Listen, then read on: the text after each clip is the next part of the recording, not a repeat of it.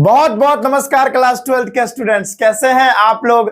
I hope आप बहुत अच्छे होंगे। तो सुबह का बज चुके हैं लगभग अभी 5 और हम जो है सॉलिड स्टेट का नेक्स्ट पार्ट ले आए हैं, नेक्स्ट लेक्चर।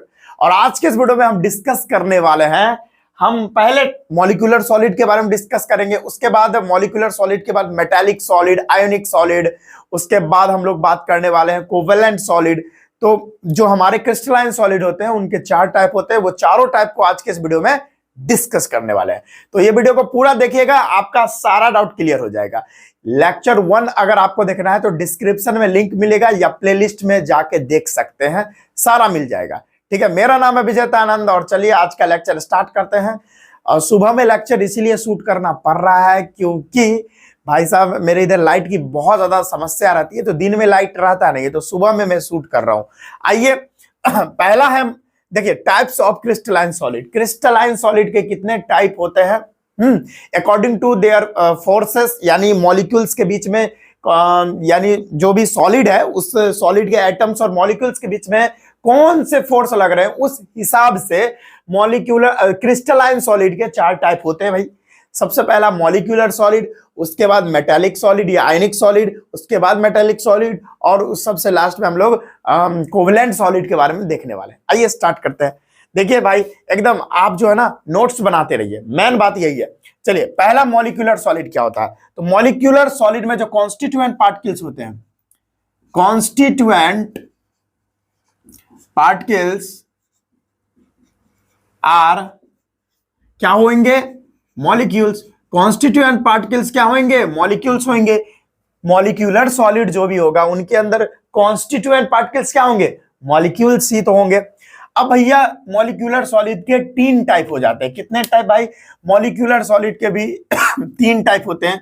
सबसे पहला हमारा होता है non polar molecular solid. Non polar molecular solid, non polar molecular solid हो जाता है। सबसे पहले इसको देखते हैं कि नॉन पोलर मॉलिक्यूलर सॉलिड क्या है। ये पहला टाइप हो गया नॉन पोलर मॉलिक्यूलर सॉलिड। देखो ये ऐसा सॉलिड होता है, मैं लिखूंगा, ये ऐसे सॉलिड होते हैं जिनके अंदर एटम्स यानी मॉलिक्यूल्स एटम्स के बीच में कौन से फोर्स लगते हैं। देखिए भाई, देखिए फोर्सेस यहां पर कौन लगते हैं, फोर्सेस जो है वहां पर लगते हैं weak dispersion force, weak dispersion या लंडन फोर्स।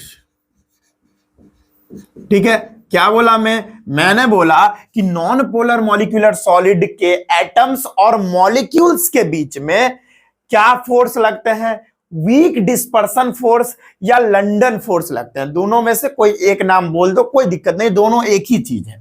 ठीक है, मैंने बोला नॉन पोलर मॉलिक्यूलर सॉलिड के जो मॉलिक्यूल्स होते हैं या एटम्स होते हैं उनके बीच में वीक डिस्पर्सन फोर्स नहीं तो लंडन फोर्स लगता है।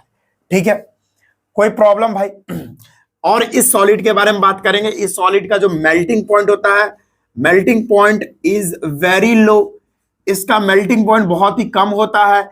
इस तरह के जो सॉलिड होते हैं थोड़े सॉफ्ट होते हैं। ठीक है, और इस तरह के जो सॉलिड होते हैं नॉन कंडक्टर ऑफ इलेक्ट्रिसिटी होता है, इनके अंदर चार्जेस नहीं होती, इनके अंदर चार्ज नहीं होते हैं, जिसके वजह से ये इलेक्ट्रिसिटी भी कंडक्ट नहीं करता है। तो मैं लिखूंगा नॉन कंडक्टर ऑफ इलेक्ट्रिसिटी, यानी जो चार्जेस होते हैं वो फ्री स्टेट में नहीं होते हैं। नॉन कंडक्टर ऑफ इलेक्ट्रिसिटी, जो नॉन पोलर मॉलिक्यूलर सॉलिड होते हैं वो इलेक्ट्रिसिटी कंडक्ट नहीं करते हैं, इसीलिए हम बोलेंगे नॉन कंडक्टर ऑफ इलेक्ट्रिसिटी। ठीक है भाई, और क्या बातें हैं और बातें हैं कि ये मेल्टिंग पॉइंट बहुत कम होता है, ये सॉफ्ट होते हैं, ये नॉन कंडक्टर ऑफ इलेक्ट्रिसिटी होते हैं। कोई भी स्टेट में, या तो आप सॉलिड स्टेट में ले लो उसमें भी नॉन कंडक्टर, लिक्विड स्टेट में ले लो उस समय भी नॉन कंडक्टर, और आप एक्वस स्टेट में ले लो फिर भी नॉन कंडक्टर ही होंगे। इस तरह के जो सॉलिड होंगे।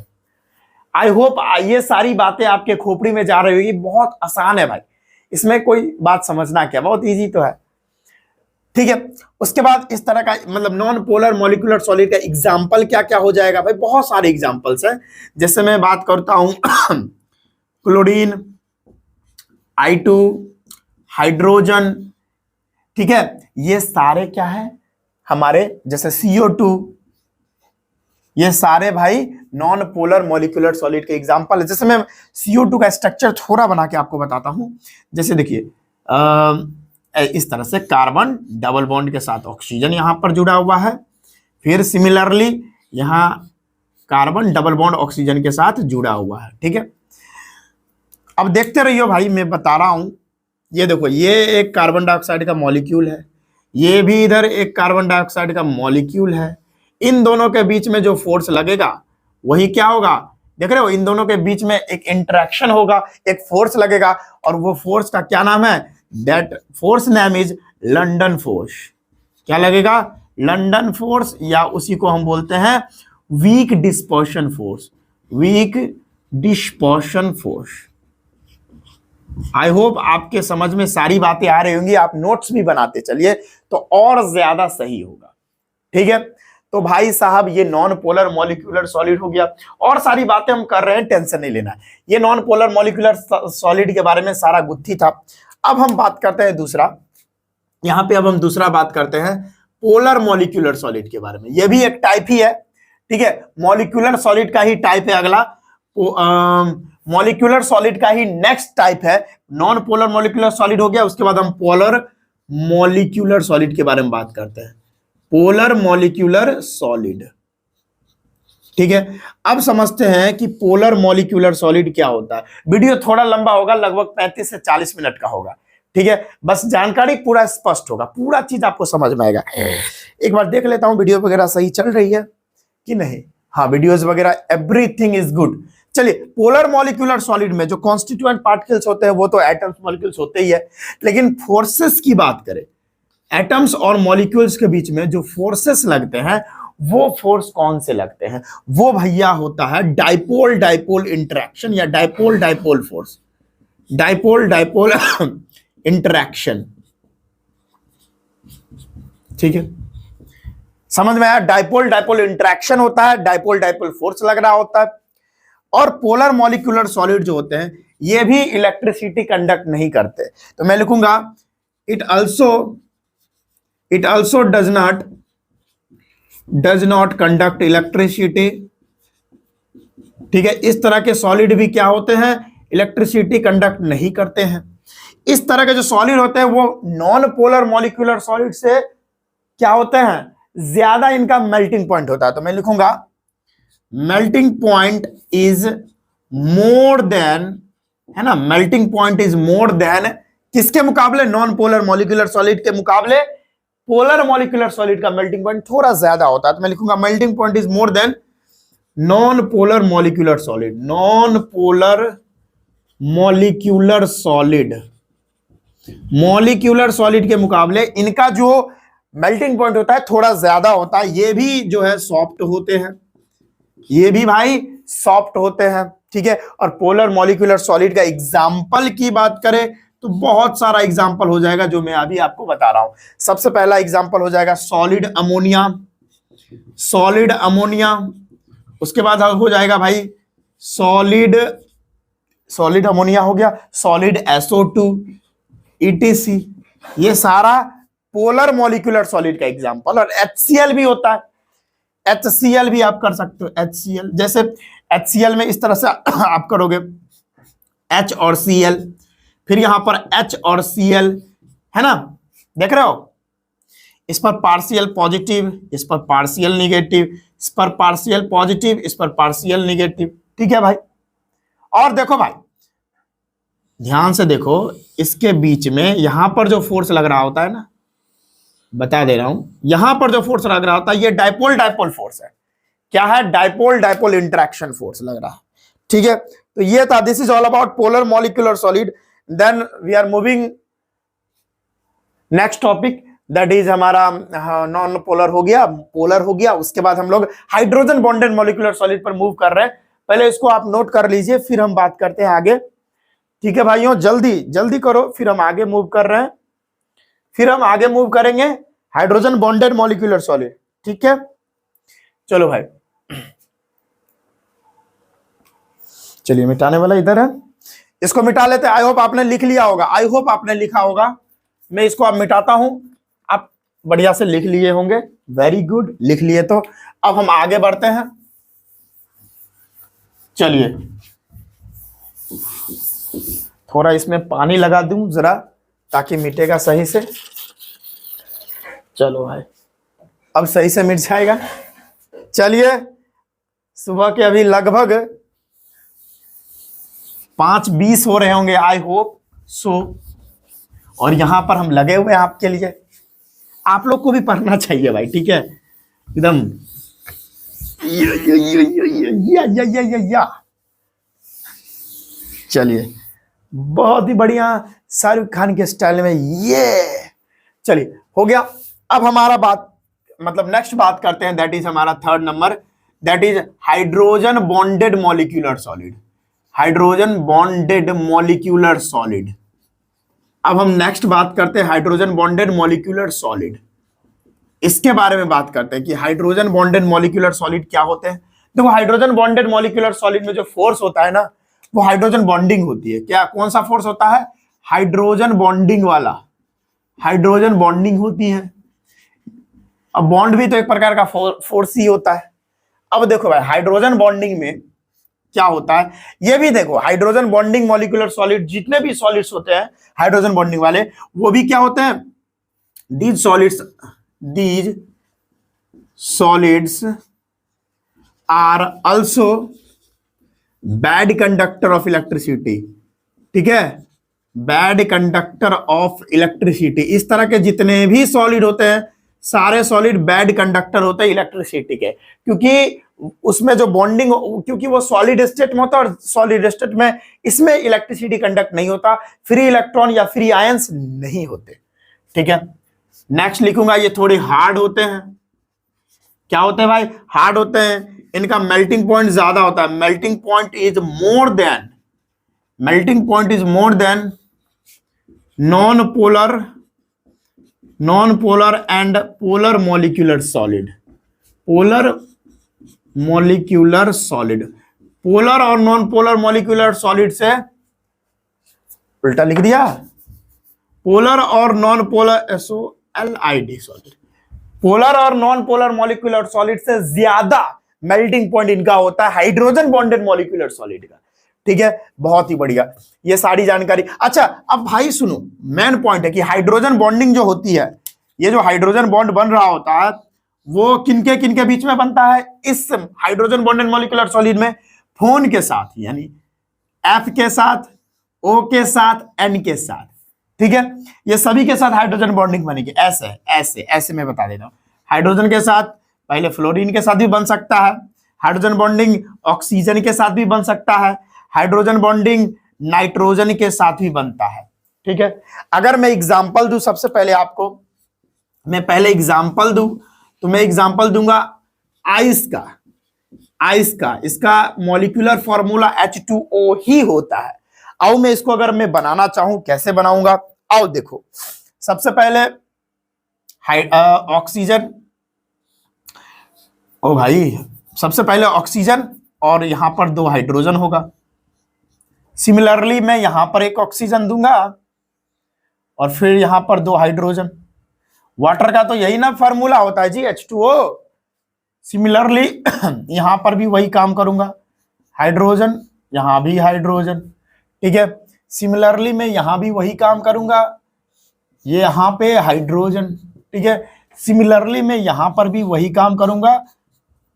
अभी मैं बताऊंगा कि हाइड्रोजन बॉन्डिंग आइस के अंदर, आइस होता है ना, उसके अंदर हाइड्रोजन बॉन्डिंग होती है, कैसे बनता है। ठीक है, देखो मैं बता रहा हूं ये देखो, इस तरह से हाइड्रोजन बॉन्डिंग बन रही है।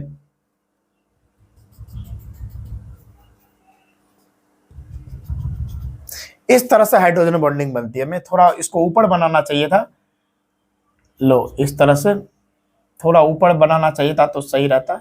इस तरह से हाइड्रोजन बॉन्डिंग बनती है। और भी बनती है, मैं बता देता हूं।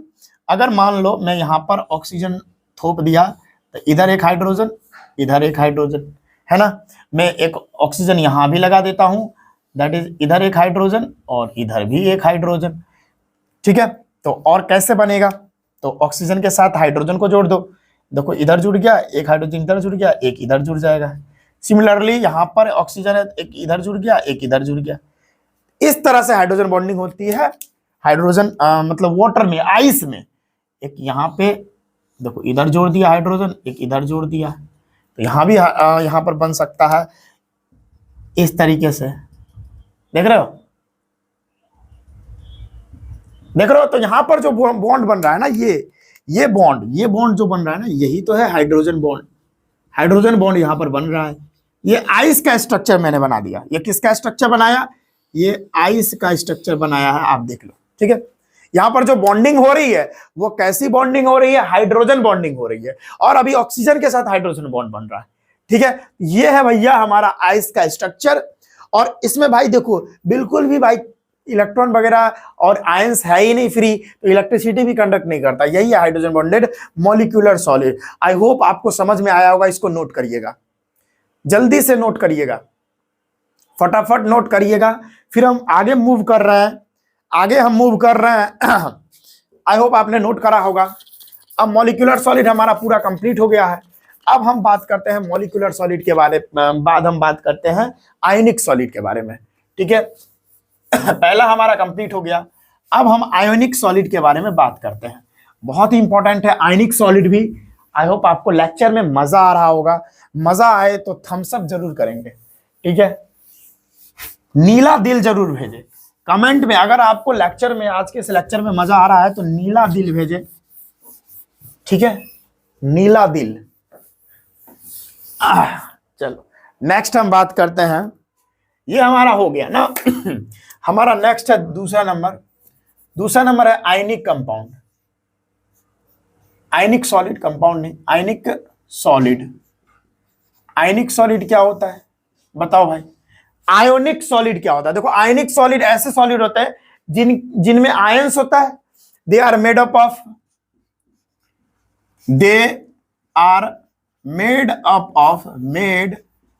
Of ions.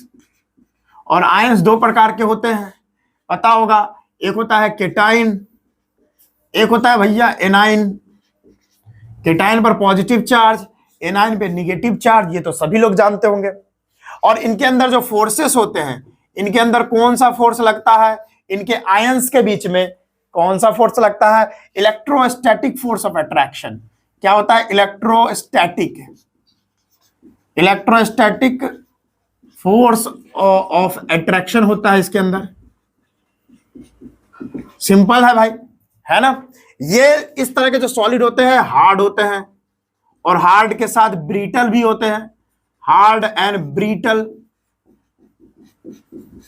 ठीक है, ये जो सॉलिड होते हैं ये इनका मेल्टिंग पॉइंट भी हाई होता है, हाई मेल्टिंग पॉइंट। अच्छा, इस तरह के जो सॉलिड होते हैं, मैं इसमें ये जो पॉइंट लिखने जा रहा हूं ना, ये काफी इंपॉर्टेंट है, इसलिए मैं इसमें स्टार लगा देता हूं। क्या मैं लिखूंगा? Ionic solid are bad conductor of electricity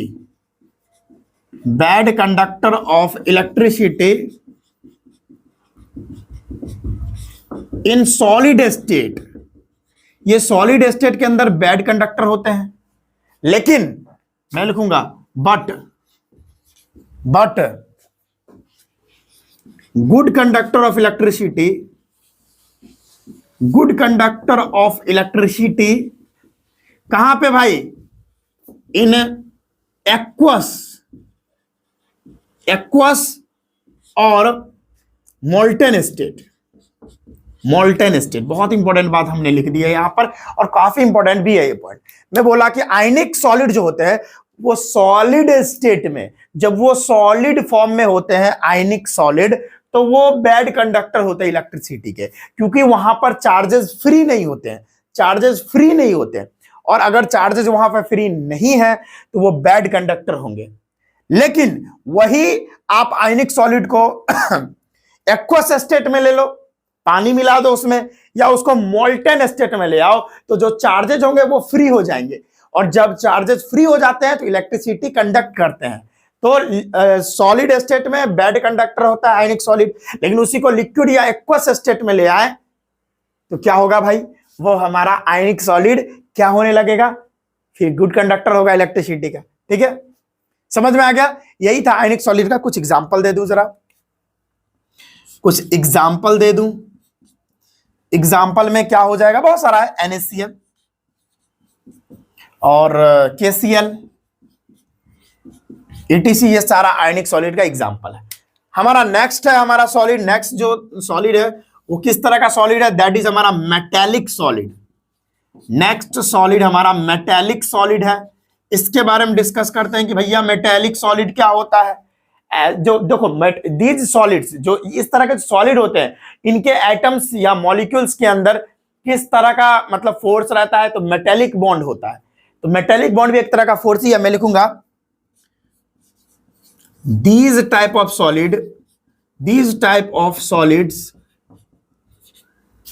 solids have metallic bond, उल्टा लिख दिया भाई, metallic bond between the atoms,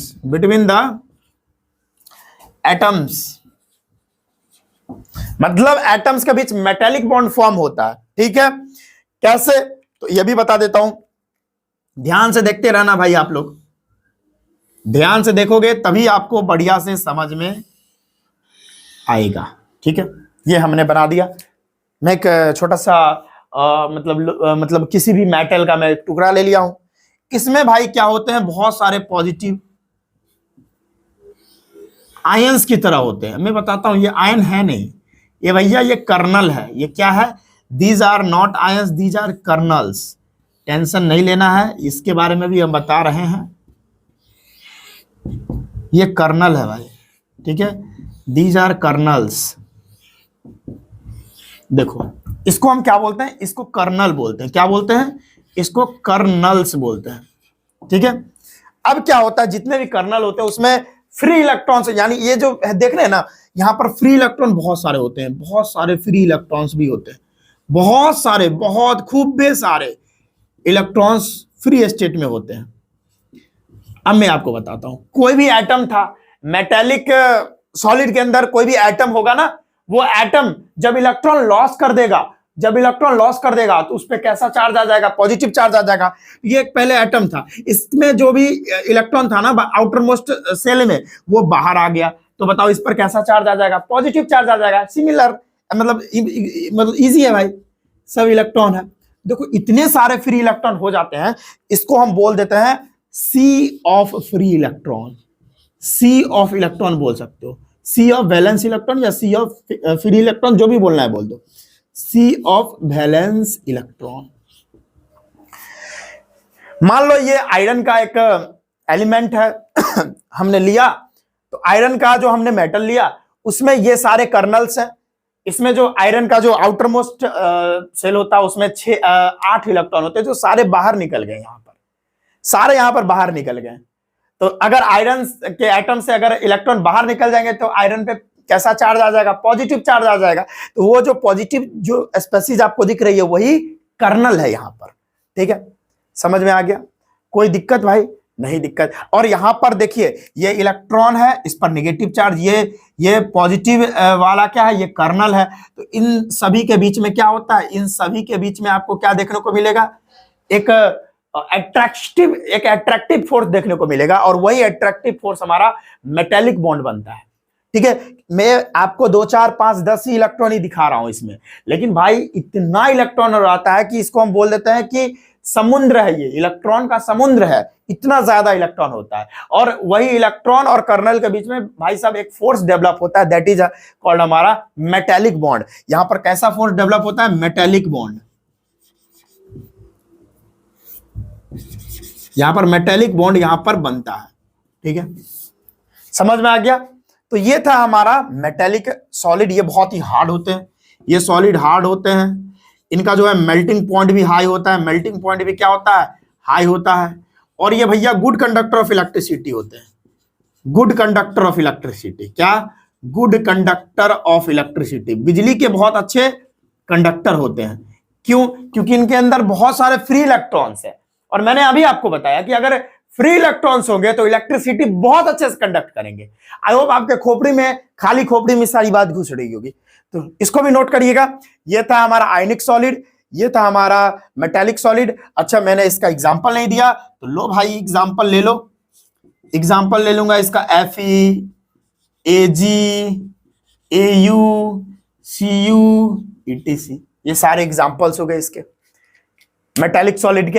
अब लास्ट हमारा बचा है सॉलिड, दैट इज हमारा कोवेलेंट सॉलिड। उसके बारे में डिस्कस करते हैं। इसको आई होप आप नोट कर लिए होंगे, तो इसको हम मिटा रहे हैं अब। चलिए, आपने इसको नोट करा तो इसको हम मिटाते हैं। अब लास्ट हमारा जो सॉलिड है वो मैं कर लेता हूं, एक बार देख लूं वीडियो वगैरह सही से चल रहा है। हाँ भाई, वीडियो में तो भाई कोई दिक्कत ही नहीं है, एकदम प्रॉपर चल रहा है। और लास्ट हमारा सॉलिड है, दैट इज हमारा कोवेलेंट सॉलिड। तो उसके बारे में भी डिस्कस कर लेते हैं, कोवेलेंट सॉलिड के बारे में। आई होप आज के लेक्चर में मजा आ रहा होगा और समझ में आ रही होगी। अगर आपको समझ में आ रहा है तो फिर से नीला दिल भेजने के लिए मैं रिक्वेस्ट कर रहा हूं, एक एक नीला दिल जरूर भेजो भाई, मुझे भी पता चलेगा ना कि यहां तक बच्चे हैं, तो मैंने नीला दिल भेजने के लिए बोला, तो भाई वो नीला दिल भेज रहे हैं, यानी मेरा लेक्चर वो पूरा देख रहे हैं। ठीक है, तो जरूर भेजे भाई, ताकि मुझे भी मोटिवेशन मिलेगा और इस तरह का वीडियो हम डेली आप तक लाते रहेंगे और वही जोश से, वही जुनून के साथ आपको भी पढ़ाते रहेंगे और आप भी पढ़ते रहिएगा। ठीक है, चलिए भाई, थोड़ा नीला हो जाता है लेकिन कोई बात नहीं है। अब हमारा लास्ट टॉपिक है यहाँ पर, और आज का लेक्चर मैं यहीं पे स्टॉप कर दूंगा क्योंकि छोटा छोटा वीडियो में ले रहा हूं। ठीक है, मैं चाहता तो बड़ा बड़ा लेक्चर भी 1 घंटा, 1.5 घंटा, 2 घंटा का करवा सकता हूं, लेकिन वो अभी फिलहाल में सही नहीं होगा और हो भी नहीं पाएगा इतना बड़ा लेक्चर। तो छोटा छोटा लेक्चर हम आपके लिए शूट कर रहे हैं और इसका हम प्लेलिस्ट बनाए हुए हैं सॉलिड स्टेट का, तो आप उस प्लेलिस्ट में जाके लेक्चर 1 से सारा वीडियो देख सकते हैं। ठीक है, और लास्ट हमारा है चौथा नंबर सॉलिड, दैट इज हमारा कोवेलेंट सॉलिड। लास्ट है हमारा कोवेलेंट सॉलिड। क्या होता है भैया कोवेलेंट सॉलिड? तो आओ इसके बारे में भी देख लेते हैं। ठीक है, कोवेलेंट सॉलिड क्या होते हैं कि दीज सॉलिड्स, लिखूंगा these solids form covalent bond,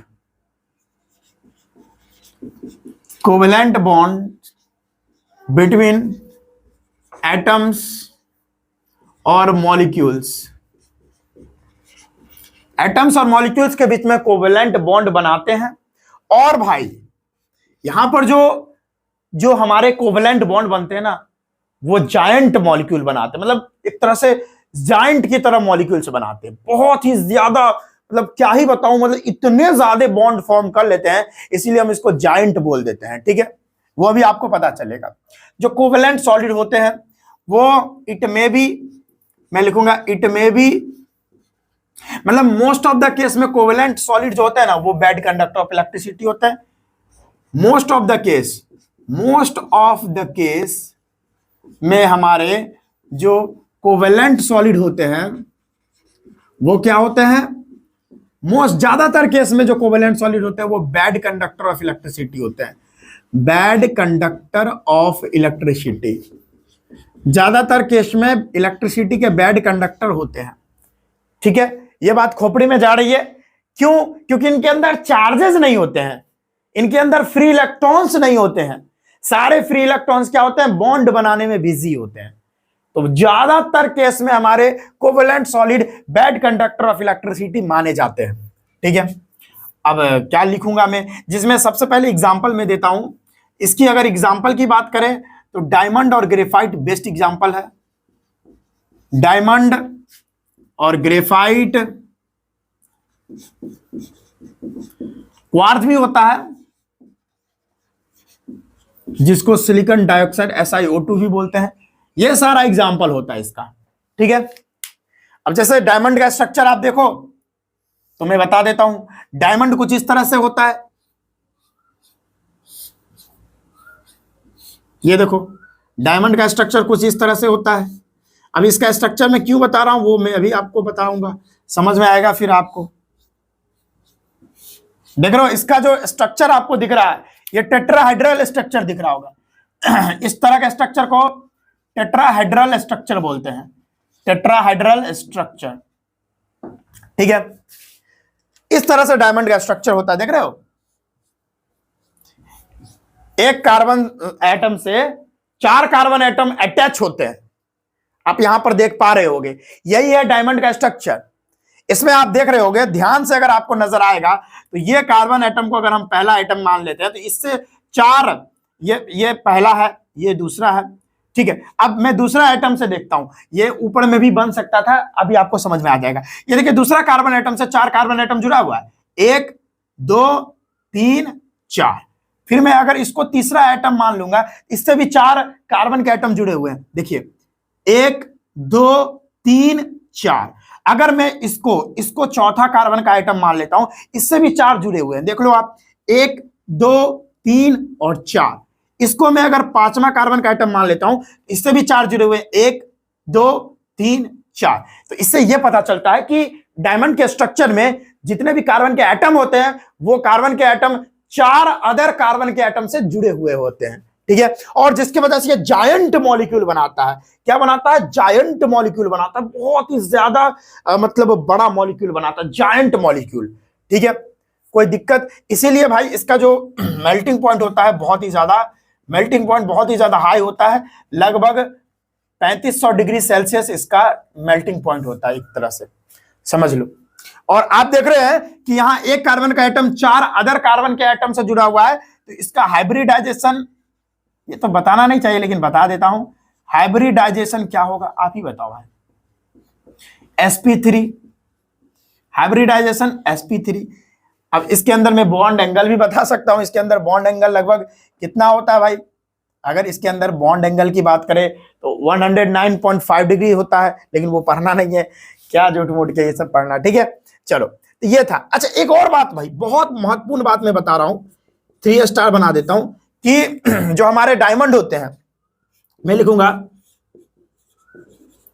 diamond is bad conductor of electricity, bad conductor of electricity. Diamond जो है इलेक्ट्रिसिटी के बैड कंडक्टर होते हैं। क्यों? Because no free electron is available, no free electron is available. Electron है ही नहीं। देखो, अगर मान लो यहां पर एक इलेक्ट्रॉन है, यहां पे इलेक्ट्रॉन है, यहां पे इलेक्ट्रॉन है, यहां पे इलेक्ट्रॉन होता है। कार्बन का वैलेंस इलेक्ट्रॉन 4 ही होता है, वैलेंस इलेक्ट्रॉन ही बॉन्डिंग में भाग लेता है। देखो, ये चारों इलेक्ट्रॉन जो है ना बॉन्ड बनाने में बिजी हो गया, 1 2 3 4। यहां पर बात करो तो यहां पर इलेक्ट्रॉन होगा, अगर यहां पर होगा, यहां पे होगा, यहां पर होगा, ये चारों इलेक्ट्रॉन बॉन्ड बनाने में बिजी हो गया। तो यहां पर एक भी फ्री इलेक्ट्रॉन बचा ही नहीं है। अगर एक भी फ्री इलेक्ट्रॉन नहीं बचा तो भाई कहां से इलेक्ट्रिसिटी कंडक्ट होगा, आप ही बताओ मेरे को। ठीक है, तो मैं लिखूंगा यहां पर एक भी फ्री इलेक्ट्रॉन नहीं बचा, एक भी फ्री इलेक्ट्रॉन अवेलेबल नहीं है। जैसे यहां भी देख लो, बहुत सारे बच्चे को समझ नहीं आ रहा होगा, तो देख लो यहां भी चारों इलेक्ट्रॉन जो है दूसरे कार्बन के एटम से बॉन्ड बना रहा है। ठीक है, चारों एटम्स, तो इससे यहां पर चारों इलेक्ट्रॉन देख रहे हैं, ये बॉन्ड बनाने में बिजी हो गया, इसलिए फ्री इलेक्ट्रॉन बचा ही नहीं है, जिसकी वजह से ये बैड कंडक्टर ऑफ इलेक्ट्रिसिटी होता है। नेक्स्ट हम ग्रेफाइट का भी पढ़ लेते हैं। नेक्स्ट हमारा स्ट्रक्चर ग्रेफाइट का भी देख लेते हैं। ग्रेफाइट, देखो डायमंड और ग्रेफाइट दोनों सिर्फ कार्बन से मिलकर बना होता है, तो हम वो भी देख लेते हैं। कार्बन, देखते रहो कैसे कैसे मैं स्ट्रक्चर बनाता हूं, आप ध्यान से देखते रहो ताकि आप सीख पाओ, क्योंकि आप यहां सीखने आते हो। ठीक है, देखते रहो मैं कैसे कैसे बना रहा हूं, वैसे आपको भी प्रैक्टिस हो जाएगा बहुत अच्छा।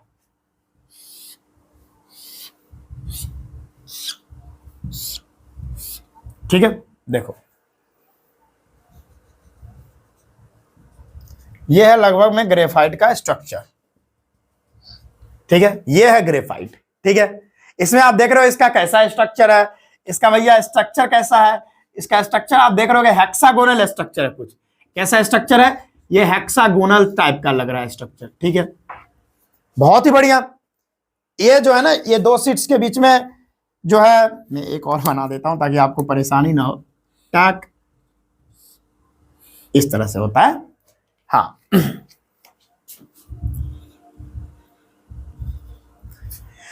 ओके। तो ये दो शीट्स के बीच में वीक, यहां पर जो ये देख रहे हो ना, ये जो फोर्स है, ये जो यहां पर फोर्स लग रहा है, इस फोर्स को बोलते हैं weak van der Waals force. Van der Waals force, weak van der Waals force यहां पे लग रहा होता है, ठीक है।